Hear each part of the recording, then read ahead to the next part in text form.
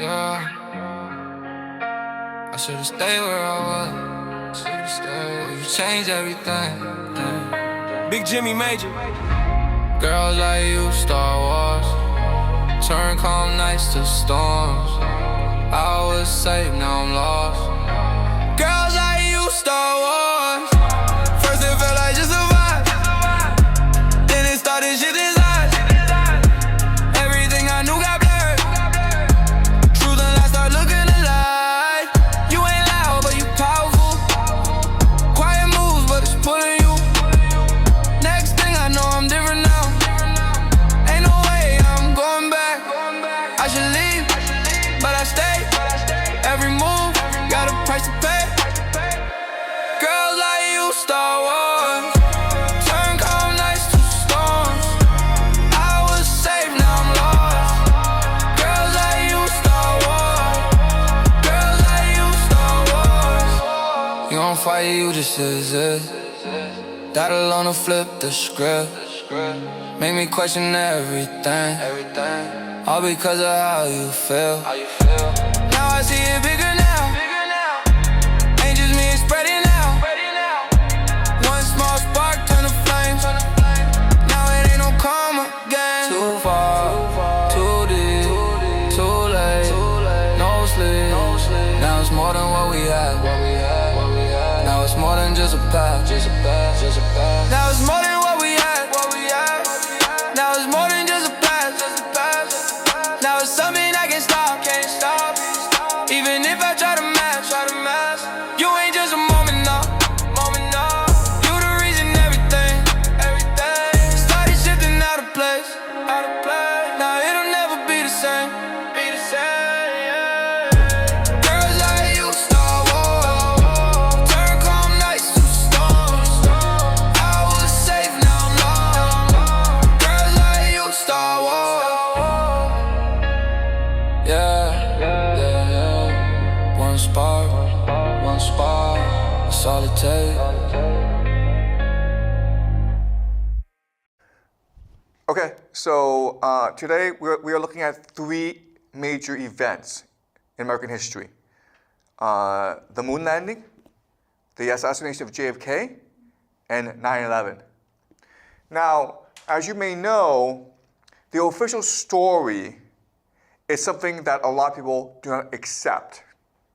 Okay, so we're going to look at the official story, and then we'll see some of the issues with the official story. So first, I want to show you some videos. First, we're going to watch the moon landing. So in 1969, July 20th, they shoot three men into space. Buzz Aldrin, Michael Collins, Neil Armstrong. Neil Armstrong becomes the first man in the world to walk on the moon. Okay, and this is his journey. All right, so let's watch it together.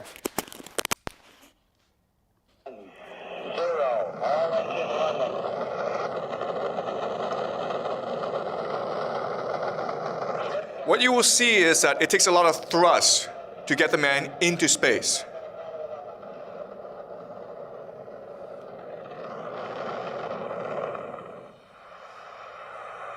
20 feet down, 2.5. Picking up some dust. 30 feet, 2.5 down. Take shadow. 4 forward, drift into the right a little. This is considered the greatest achievement in human history. It took years and years of hard work involving 400,000 people all working for NASA to accomplish this perfect landing on the moon. Blue, we're breathing again. Thanks a lot. Okay, Neil, we can see you coming down the ladder now. I'm at the foot of the ladder. The 11-foot beds are only... What is amazing is that this is being broadcast live from the moon back to NASA.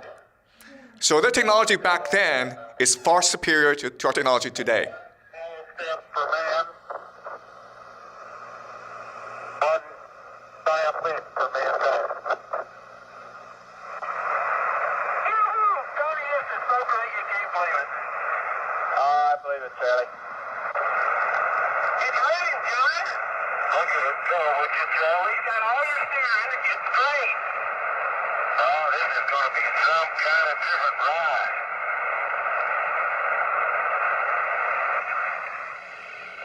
Hippity hoppity, hippity hopping over hill and dale. I know this looks fake, but it's not, okay? This is official NASA footage, live from the moon. And this is the best part, okay? The best part is when they return from the moon back to Earth. You see how easy it is? It's just like they just fly up. No resistance at all, okay? Perfect. Humanity's greatest achievement. Now, what's amazing is that while they were on the moon, Both of you on the camera for a minute, please. President Nixon and the astronauts had a phone conversation. Okay? Roger, I'd like to get both of you on the field of view of the camera for a minute. Yeah, I think something rather important is coming up here. Neil and Buzz. This is being broadcast live to American people. Okay? I would like to say a few words to you, over.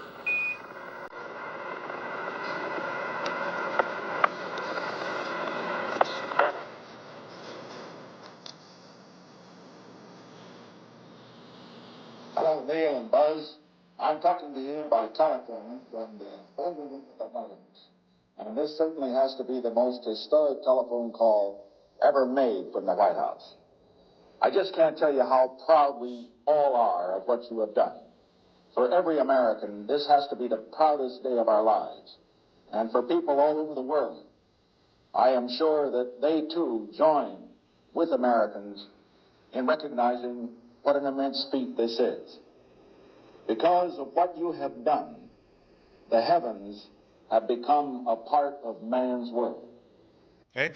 The heavens have become part of man's world, right? Remember how last class we talked about how they wanted to bring the heavens down to earth.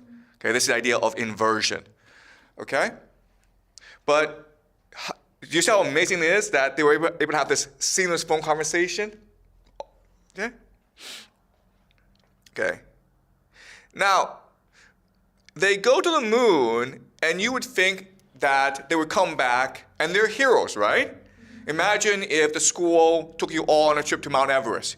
You spend 6 months climbing the world's tallest mountain. You come back, and you feel amazing, right? You feel on top of the world.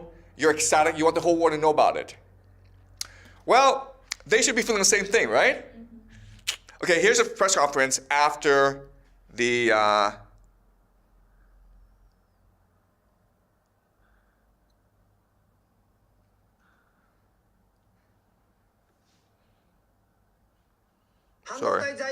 Sorry. I have two brief questions I'd like to ask, if I may. When you were carrying out that incredible moonwalk, did you find that the surface was equally firm anywhere, or were there harder and softer spots that you could detect?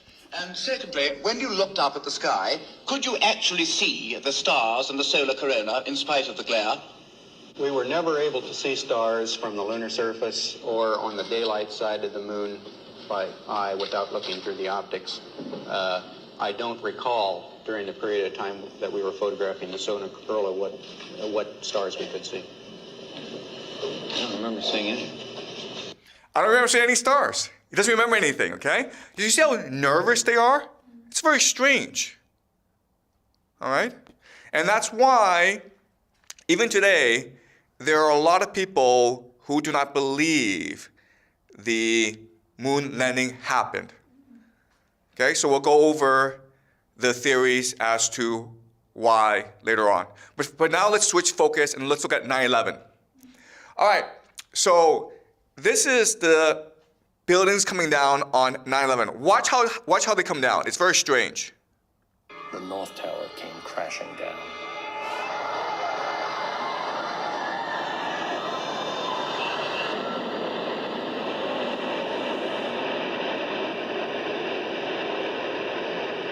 Heard a rumble.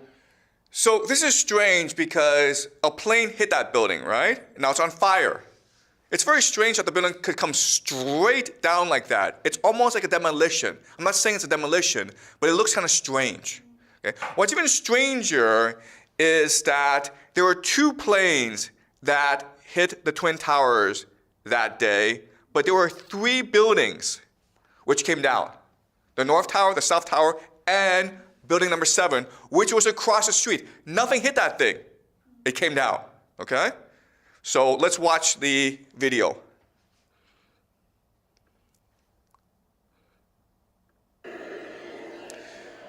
It's on fire, okay? But whoa, it's kind of strange. Comes straight down. Nothing hit that, a plane did not hit this thing, okay? And then, of course, there's another video that's kind of strange, which is the President of the United States, George W. Bush, during the attacks. He's President of the United States, he's sitting in a classroom watching a teacher teach. That's kind of strange, guys. He's kind of busy, right? He's spending the entire morning, while the attacks are happening, just watching the class being taught. His positioning is weird because if you are a president, you should be behind. This is his assistant telling him there's an attack. Why is he being rushed out of that room and being put in a safe place, right? Okay? He's just sitting there. America's being attacked and he's just sitting around with kids.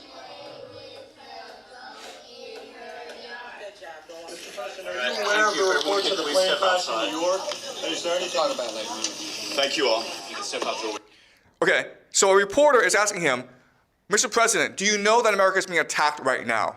And he's like, we'll talk about it later. He's not worried. At this point, no one knows who's attacking America. No one knows how large the attack is. As President of the United States, he should be rushed immediately to a safe location. And he's not worried. He's like, we'll talk about it later. Very, very strange, okay?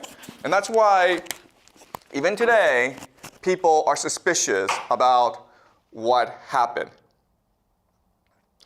Okay, guys, so having seen the videos, let's go over what happened, okay?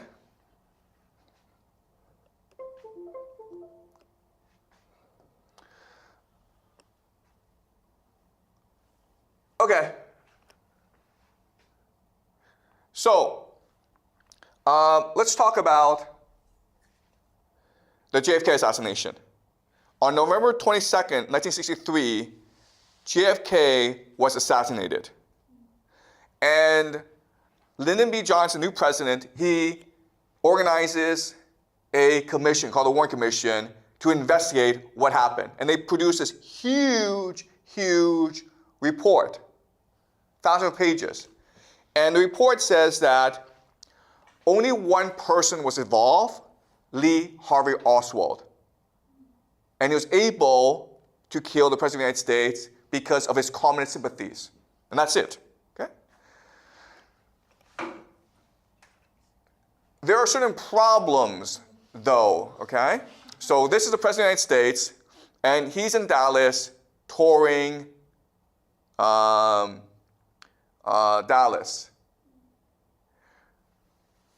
I want to point something strange about this picture, okay? You see how in the front, JFK is in the front, but all the security is behind him. That makes no sense. What's the point of security if the security is all behind him, right? Because if someone rushes and attacks him, they're too far behind, right? Also, you see how the bodyguards and the police officers are to the side? Well, that's to prevent snipers, right? So my question then is, why is this car behind structured in a way to protect the people inside, but the car carrying JFK, it doesn't have any bodyguards? That's kind of strange. All right? This is the location, the map of the motorcade. So JFK, he's streaming down, and then when he gets into the spot, Lee Harvey Oswald is able to take 3 shots at him and kill him at the spot. So Lee Harvey Oswald takes 3 shots and kills JFK. But as you can see, the problem with this location is there are actually lots of places where you can take a shot at the president because he's in an open car with no security. And there were a lot of witnesses who believe that there were other shooters as well, at least one more shooter. And they heard the shot from other places. Many of these witnesses, almost 30 of them, were all killed or they died mysteriously soon afterwards. That's very strange. This is the menorah, okay, which is a holy candle in the Judaic tradition. You see how the shape is very similar to this plaza called Dealey Plaza? What's also interesting about Dealey Plaza is it was the site of the first Freemason lodge temple in Texas. Okay, so there are these religious significance to this place. It was almost like they picked this place for a ritual sacrifice. Okay, so we'll talk about the Freemasons later on because they're very important. The Freemasons are the ones who some say control America. Okay.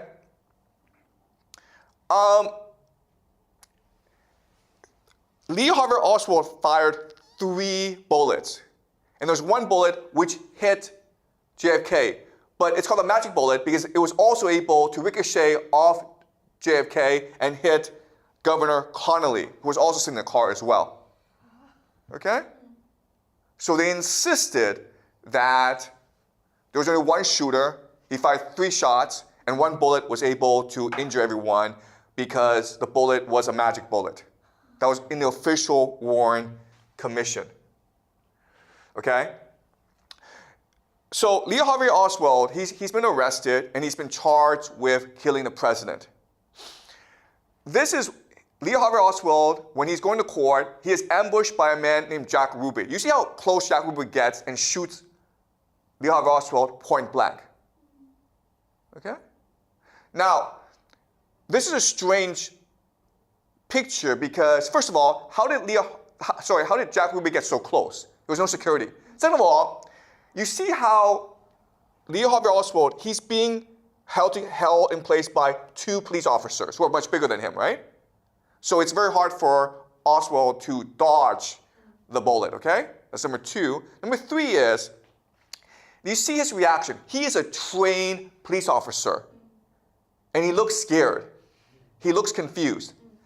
If you are a police officer and someone comes at you menacingly, right? You know to push him away or draw out your gun. But you see how he just freezes. That goes against his training. That's very strange. Okay? I'm not saying that this is a conspiracy, but I'm just saying how this doesn't really add up. There are lots of questions that are raised by this. Also, JFK has a brother, Robert F. Kennedy. And in 1968, Robert F. Kennedy runs for president, and it seems as though he's about to win the Democratic nomination. And then he gets killed too. And again, the question is, how did this happen? And it's a mystery how this man, named Sirhan, and he does not look like a killer, okay? Lee Harvey Oswald does not look like a killer. He does not look like a killer either, okay? But they charge him with a crime, and he's still in prison. And even today, he's saying, I didn't do it. Okay? All right. So now let's look at 9/11.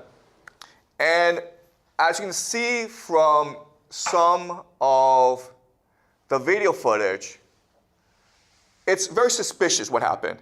There's other things that are suspicious about what happened. First of all, a month after the Twin Towers came down, all that concrete and steel was shipped to China.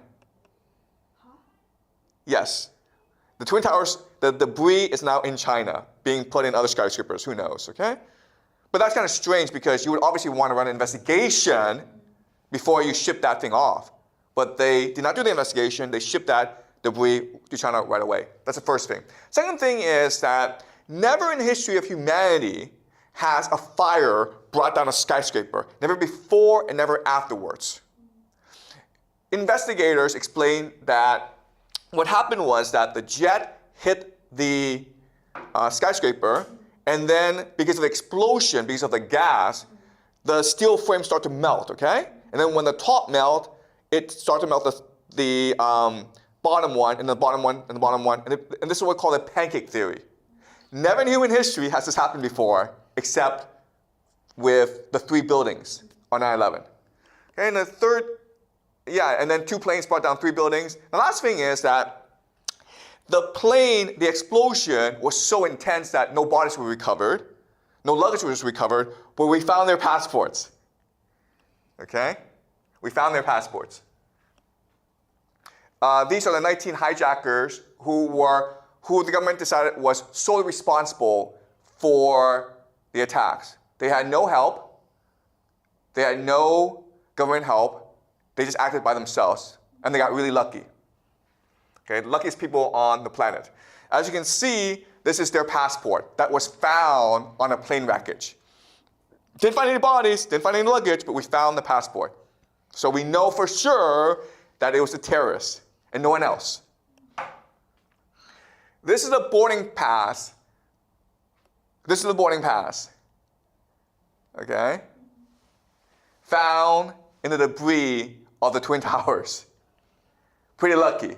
But this is conclusive proof that the terrorists were responsible and no one else. Okay, so more strange things about 9/11.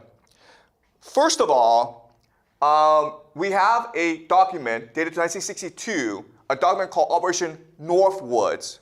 And the plan is for the government to hijack civilian aircraft, planes, and then blame it on Cuba so that the United States can declare war on Cuba. Also, 6 months before 9/11, Fox, a television station in the United States, they aired a television show called The Lone Gunman, okay? And the plot is this.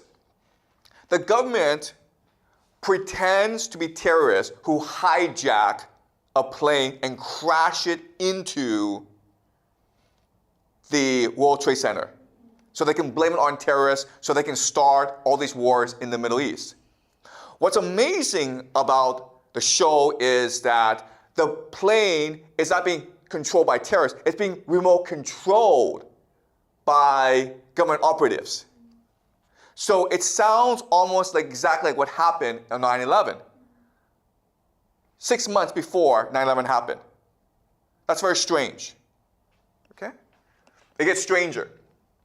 This man is named Larry Silverstein, and he is both the dumbest and the luckiest businessman in the world. He's the stupidest businessman in the world because 6 weeks before 9/11, he buys the lease to the World Trade Center.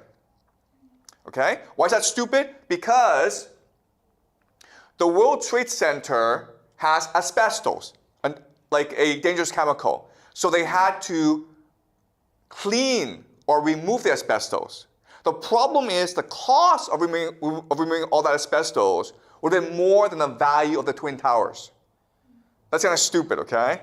Why would you lease the Twin Towers knowing that you have to put all this money into renovation, which would bankrupt you?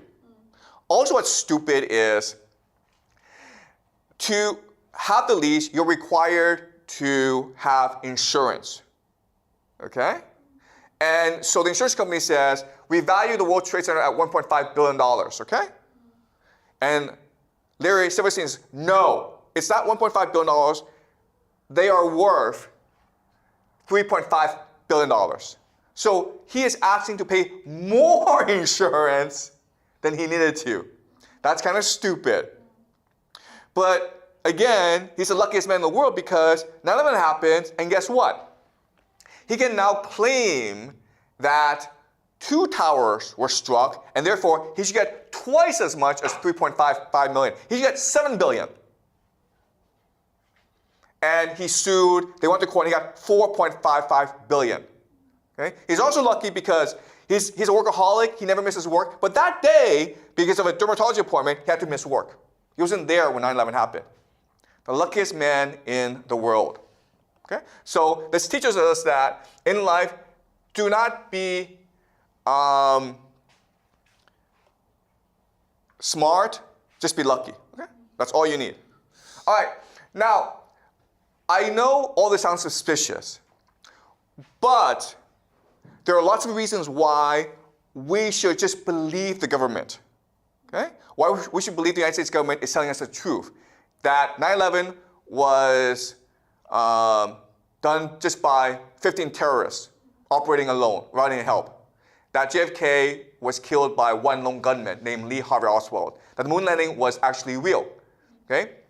So let's go over the reasons why we should never ever believe conspiracy theories. Okay? The first reason, of course, is the government would never lie to us. Okay? That's the first reason. It's probably the best reason. Second reason is, well, the government is too stupid to do anything like this, okay? They're incompetent, okay? The third reason is, why is there so much evidence that there's a conspiracy theory, right?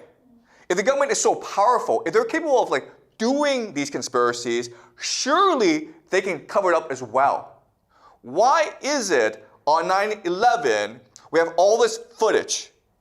Why is it that we have the passports? Why is it that we have like this TV show? Why is there so much evidence? That makes no sense, right? So the fact that there's so much evidence suggests to us that the government is not involved, okay? Because the government is so powerful that it can just cover everything up, right? The other thing is, NASA has 400,000 people working on the space program, right? Why hasn't anyone come forward and confessed? Why hasn't anyone told the truth? That's kind of strange. So the fact that so many people were involved, but no one has come out and told us what happened, means that the government was telling the truth, okay? Does that make sense? It's very hard to keep 400,000 people quiet. Okay? Someone might have told a friend or a family member or just might have gotten drunk and then done a YouTube video. Who knows, okay? But it's very hard to keep 400,000 people under wraps. JFK, why did they kill him in public? Why not just make it a private thing, Just give him some poison, he dies, no one knows. Why make it into a spectacle? Okay, so another reason to doubt conspiracy theory, okay? And the last thing is, if the government was really involved, they would not allow us to discuss this, right? They wouldn't allow me to find this video online. They could just cover it all up, right? All these videos I've shown you are online. So this tells us the government doesn't have anything to fear, right? Okay? So we're in a strange situation where we can either believe the government is telling us the truth, but then we have all this evidence to suggest that they're not telling us the truth. Or we can believe that they did this, but what we also have to believe is that they did this and they want us to know that they did this and they want us to talk about these conspiracy theories. Okay? That's kind of strange. Well, it turns out we have an explanation for this.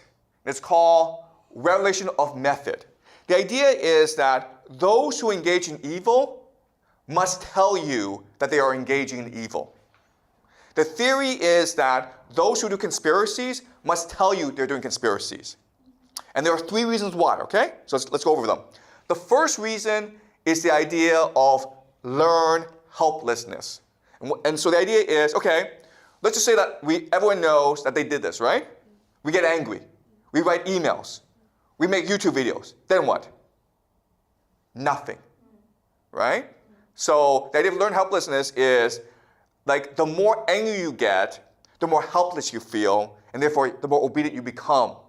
Okay? That's the first reason. Second reason is the idea of karmic responsibility. And the idea is that the people in power are extremely superstitious. They believe that when they die, God will judge them. Okay? So we're all dead, and God says to the government, hey, why did you do all this evil stuff? And the government says, no, I did not act alone. Everyone participated. Why? Because I told them what I was doing. They didn't stop me. They didn't raise any concerns. They didn't protest. Therefore, they are complicit. Okay? So another way of saying this is, if you just look at 9/11, if you just look at the moon landing, if you just look at JFK, the evidence is so overwhelming that if you still believe the government, it's not because you are ignorant or stupid, it's because you are complicit. It's because you are involved. Therefore, you share the guilt. Therefore, the karma is spread to everyone. Okay, that's the logic. All right? The third reason is attention capture. These events are set up in a way so that they will be remembered forever. Okay, so everyone remembers where they were, what they were doing, who they were with on 9/11. When JFK was assassinated, during the moon landing. Okay? So you probably were not in the United States, you might have been in China, you might have been Tunisia, you might have been in South Africa, it doesn't matter, okay? You could have been on the moon, okay? But you still remember what you were doing on 9/11 because it's etched into your consciousness. And that's the point. The point is to control people by controlling how people perceive reality. Okay? Because then you have the power of God. Okay? So these are the three major reasons why they will do this evil, but they will tell you they did this evil, and they want you to discuss and continue to discuss why they do this evil, okay? So even today, people are still writing books about JFK. People are still writing books about the moon landing. It's allowed because it's attention capture, okay? It's like the idea of top of mind. So if you're a company, you don't care about bad publicity. All publicity is good because it's top of mind, right? So if you are hungry and you want to go out for lunch, what's the first thing that you want to eat? It's the first thing that comes to mind, right? So maybe pizza or hamburger, okay? That's the idea of branding. So that's what they're doing here. They're trying to control your reality through these events. Okay? Does that make sense, guys? Okay, any questions? All right. Now what I want to do is look at a question, okay? Let's look at certain questions. Why is this happening?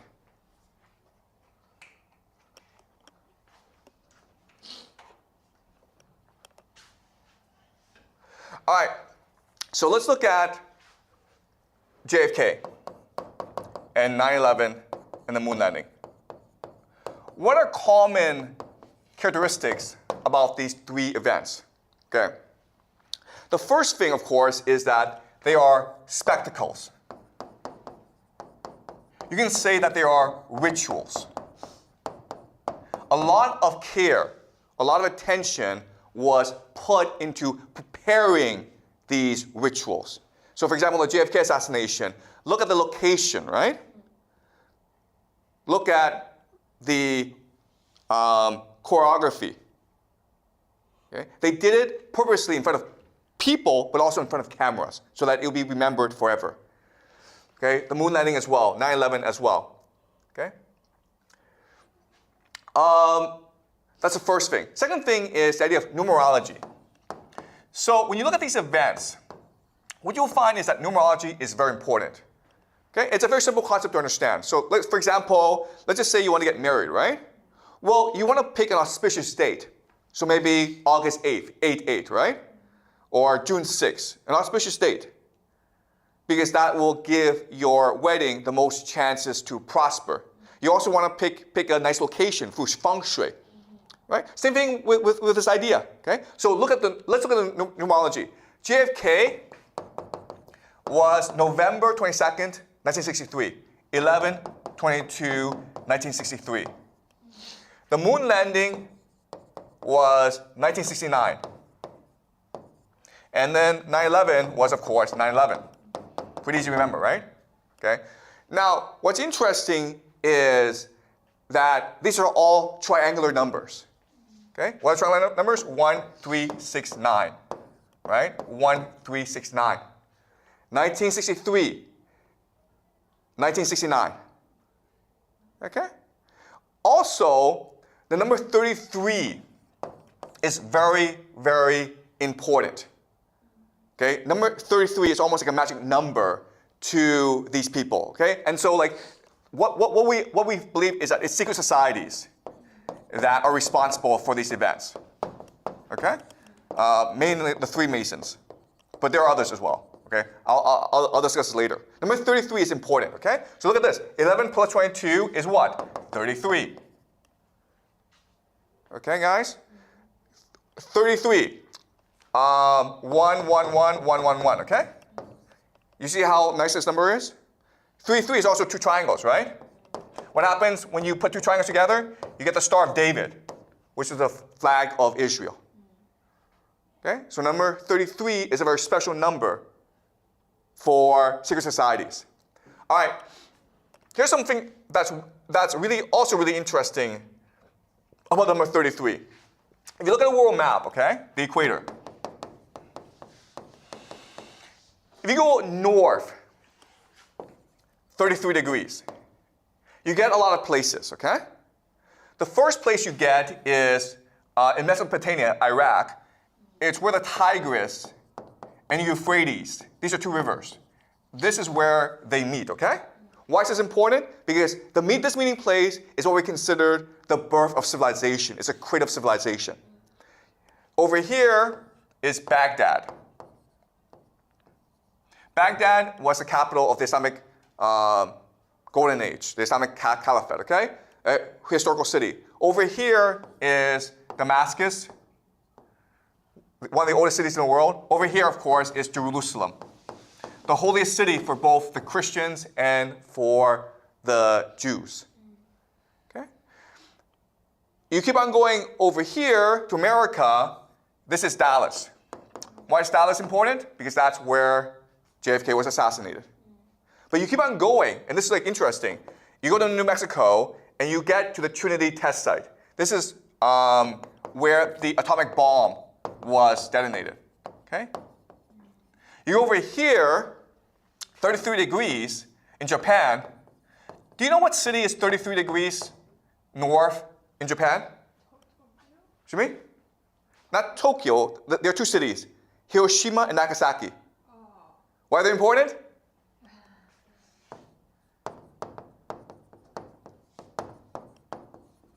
Okay? These are the two places where the atomic bomb was dropped. Okay? Think about that. 33 north in New Mexico is where they tested the atom bomb, and then Hiroshima and Nagasaki, 33 degrees north, is where they dropped the two atomic bombs. Okay? All right. So why is this important? Because if you're a secret society, what makes secret society important is the mythology, or the story that they tell about their purpose. Okay? Now, it's easy to understand here why 33 degrees is important. Okay? Because 33 degrees, you're not too hot because you're away from the equator, but you're not too cold, okay? So you can farm. And that's why all these major cities, including Baghdad, Damascus, Jerusalem, are situated 33 degrees north, okay? Also a place called Harappa, okay, which is the Indus Valley civilization, is also 33 degrees north. So a lot of the major cities are situated in this latitude. So that makes sense, okay? This is the old world. What's the old world? The old world is obey God, okay? That's the old world. Now we go to the new world, okay? What makes the new world different? Well, when America was founded, there was a religion called deism. And deism, the belief is that God created the universe, but then he went away. So the universe is what we make of it, okay? So now we can be, we are God. And this is the grand secret of these secret societies. They exist in order to do what God could not do, or what God can do, to replace God. So what is it that God does? Well, what the first God does is he changes matter. Second thing is he can kill other gods. And the third thing is he can create life. All right? What does changes matter mean? It means the nuclear bomb. Right? The nuclear bomb. So What does kill other gods mean? It means you can kill President of the United States, JFK, who was considered a prince. Okay? And what does create life? It means you create artificial intelligence, which is the last step. Okay? So this is part of the mythology. The old world is being replaced by the new world. Okay? Now, if you're able to do all three things, now you're able to bring heaven to earth. Now you're able to declare yourself God. And for that, what you need is a world government. And to show that you are truly in power, what you do is you combine the old world and the new world together by making Jerusalem your world capital. Okay? So towards the end of the semester, I will show you what the grand plan is for Jerusalem. But for now, what you need to understand is that right now in Jerusalem, there's something called the Al-Aqsa Mosque, which is the third holiest site in the Islamic tradition. It is the place where Muhammad ascended to heaven. They plan to destroy the Al-Aqsa Mosque to rebuild the Temple of Solomon called the Third Temple. Okay? This will start World War III. Okay? Because the Muslims will get angry at this and they will come and invade Israel. And that's the purpose. So there's a grand plan to create the world government by initiating World War III. Okay? So we'll be discussing this later on in the semester. Now I want to discuss how secret societies are able to wield so much power. Okay? First of all, how is it that they're able to keep everyone quiet? Right? How are they able to maintain their secrets? And then how are they able to exert power? Okay?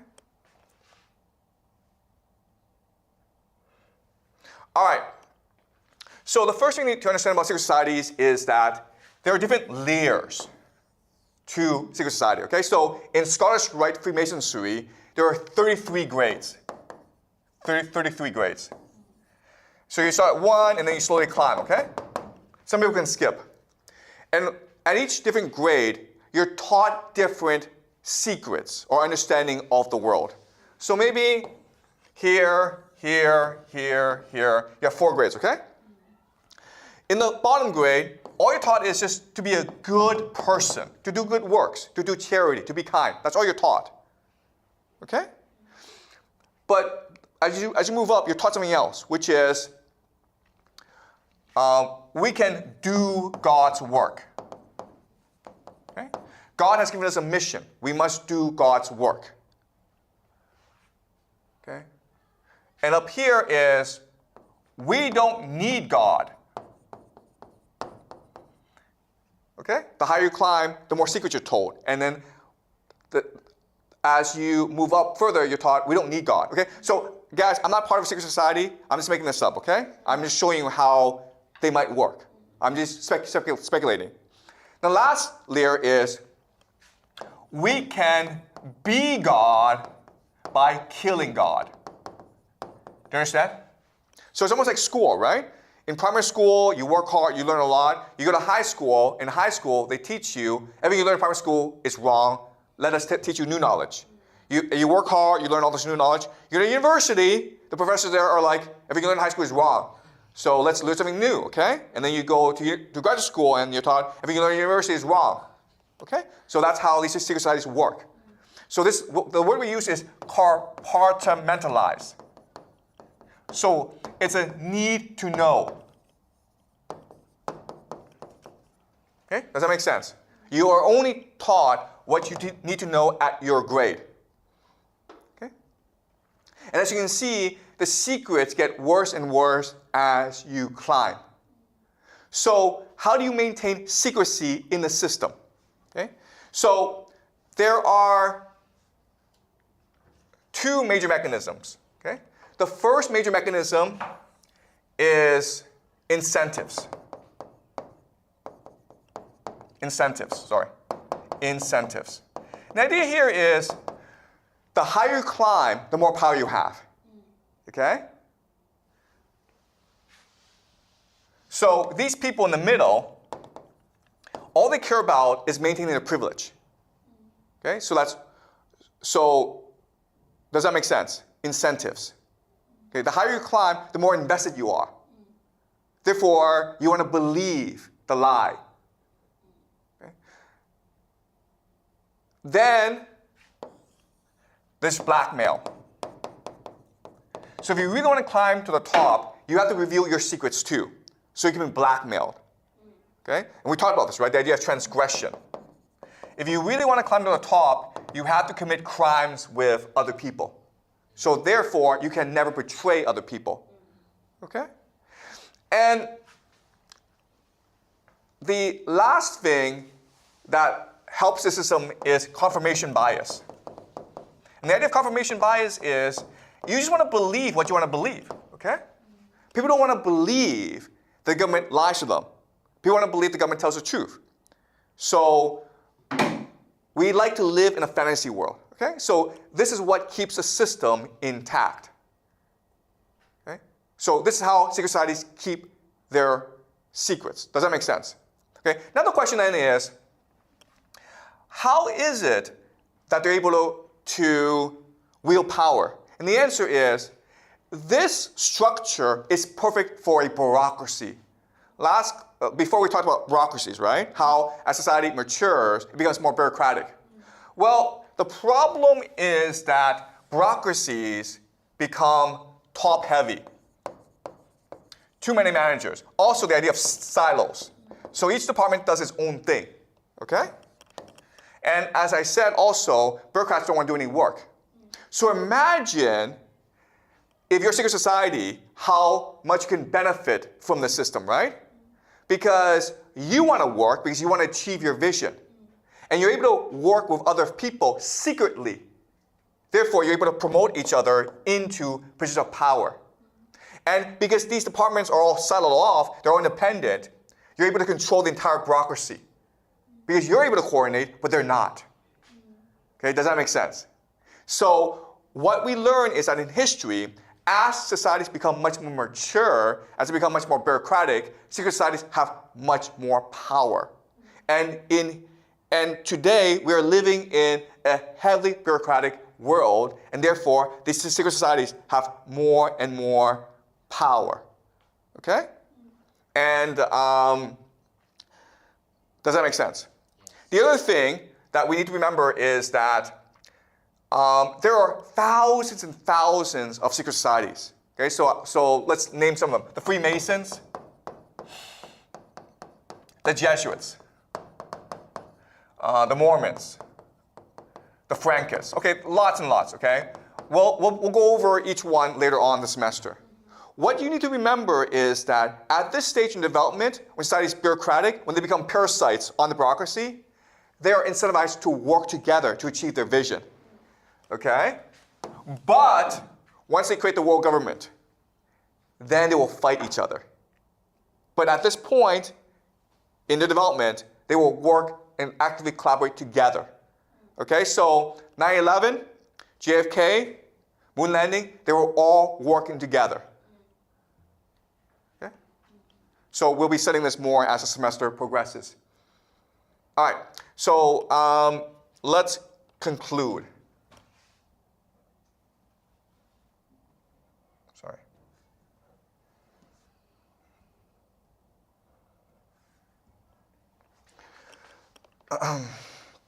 Okay, let's conclude. Okay.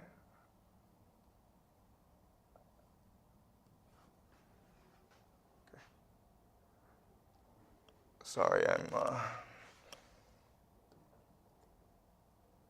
Okay, so let's talk about the atomic bomb. This is Henry Truman, okay? Henry Truman is the 33rd president of the United States. Number 33, right?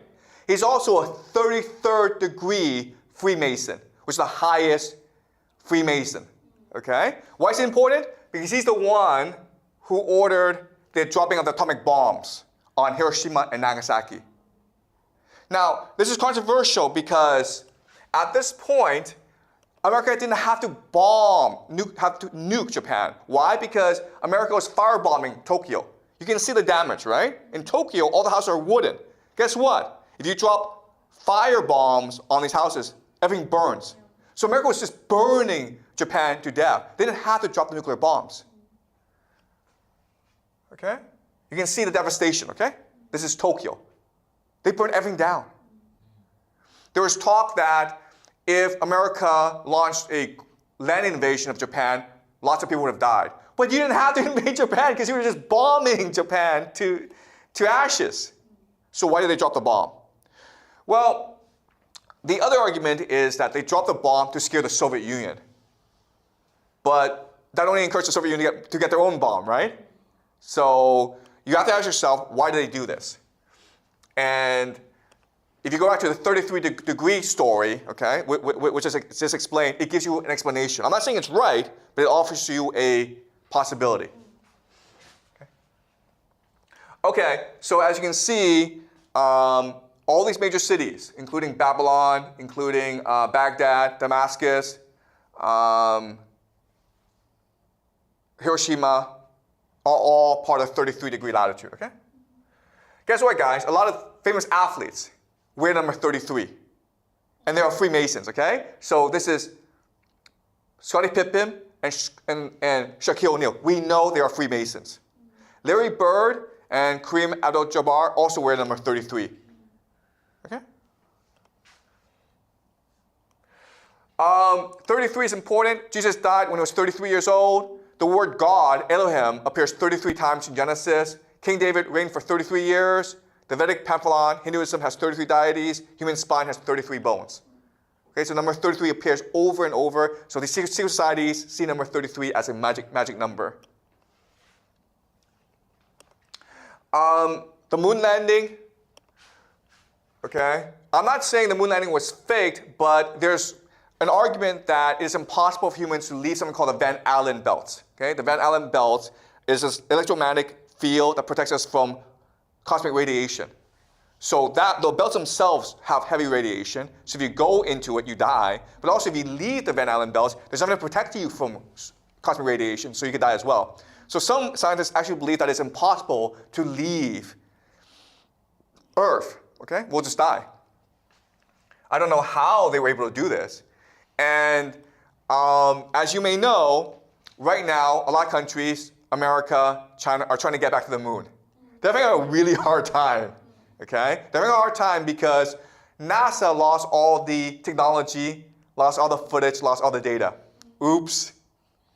Oh well. Okay.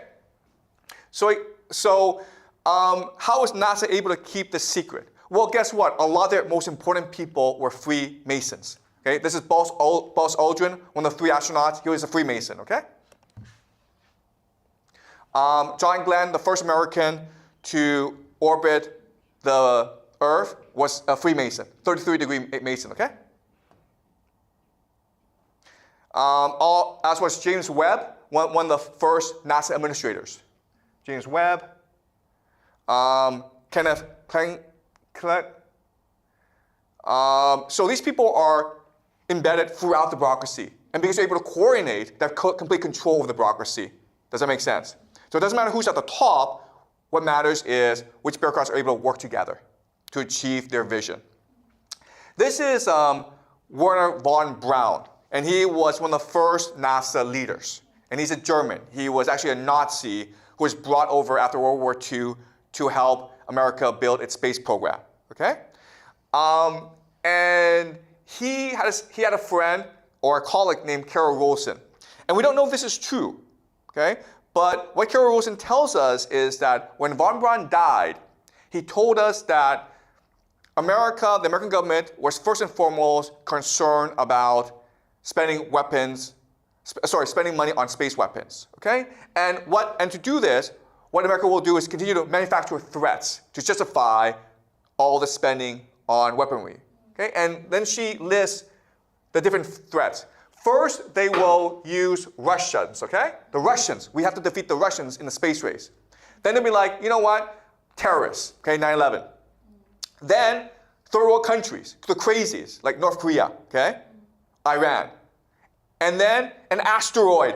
We need space weapons to protect the Earth from asteroids. And then the last thing is a fake alien invasion, okay? aliens. Okay, does that make sense? Okay. So we'll talk about this later towards the end of the semester about a fake alien invasion, okay? That's part of the plan. And they've been seeding this for a long time. So I'll conclude by talking about different possibilities. You don't have to believe me, okay? In fact, there are, I think, 5 different possibilities as to what happened, okay? The footage looks fake. So how to explain this? Well, the first explanation is it's real footage. And we just believe the government, okay? But we also need to believe that they lost all the footage, lost all the technology, lost all the data. Okay, that's possibility number 1. Just believe what the government tells you.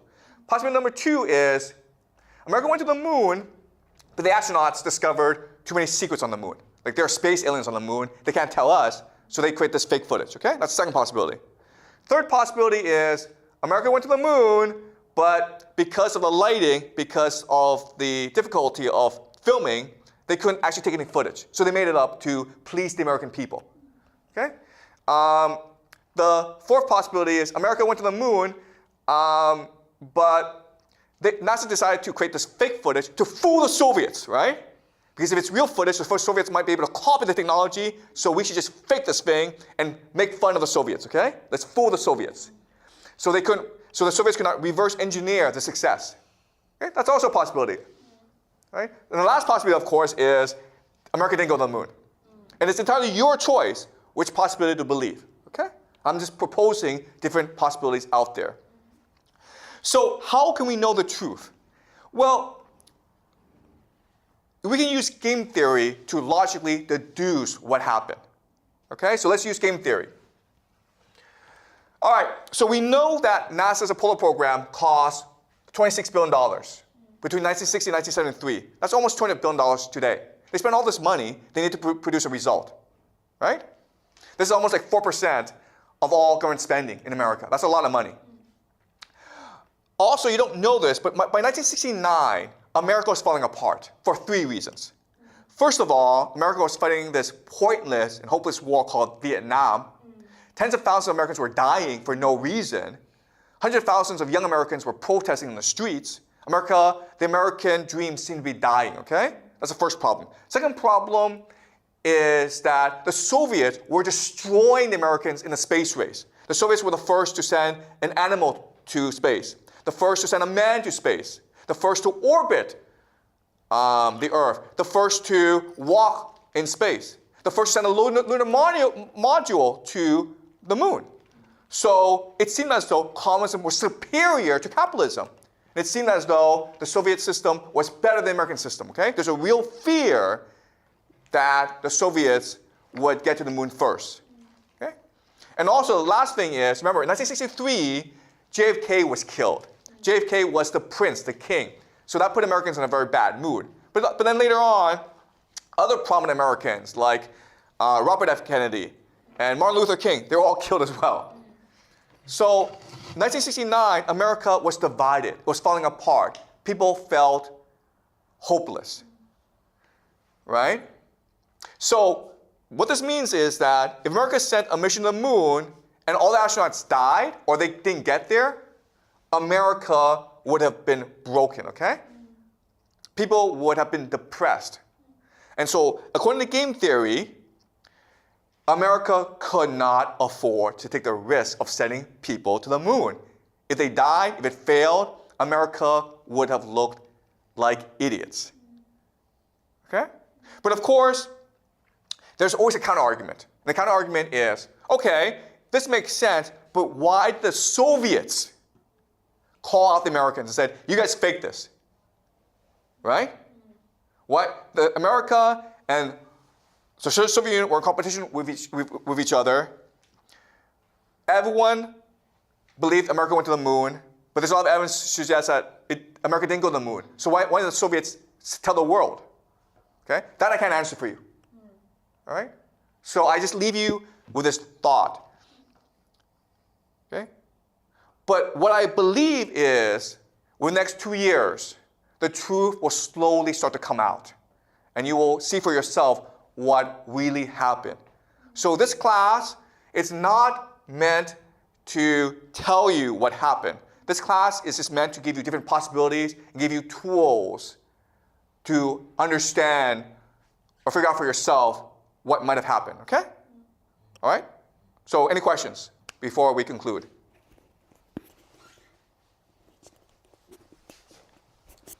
As we said, the secret society might have might fighting with the governments, but why don't they send their part of their people into the governments? Why don't they like work together?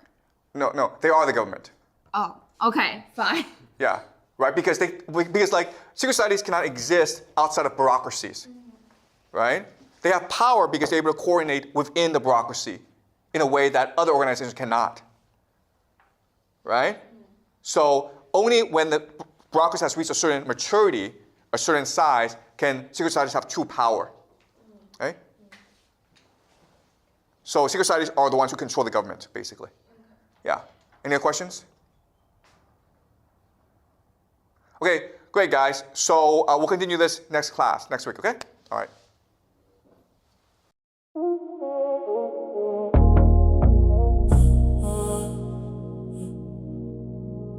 Come close. Don't act like you don't feel it.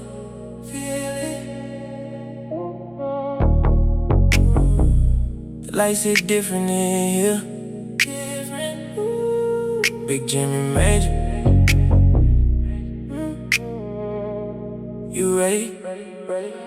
Under temple lights, you see the real.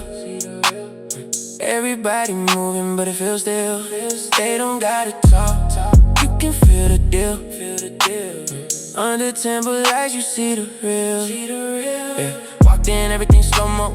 Gold glow, shadows on the wall. Eyes like nobody speaking, but I feel like they know it all. Music hit, but it ain't loud. Heartbeat sync with the crowd. Same move, same rhythm too. Like nobody thinking now. I ain't been nowhere like this. This ain't just a vibe, it's a shift. They ain't say nothing else to get it. Like I've been here before. Under temple lights, you see the real. Everybody moving, but it feels still. They don't gotta talk. You can feel the deal. Under temple lights, you see the real. They don't dance like we used to. They don't move like the old days. Every step got a purpose now. Every look say a whole phrase. No mistakes, no random moves. Everything got a code in it. If you watch long enough, you can see how they flow with it. Same vibe, same time, no words, all signs. Same vibe, same time, no words. This ain't just a party, it's something else. Feel like I stepped into something felt. Like they know what I don't yet. Like they see what I won't yet. But I'm starting to feel it now. Like I'm part of the rhythm now. Like I crossed into something new. Ain't no going back from now. Under temple lights, you see the real. Everybody moving, but it feels still. They don't gotta talk. You can feel the deal. Under temple lights, you see the real. You see it now.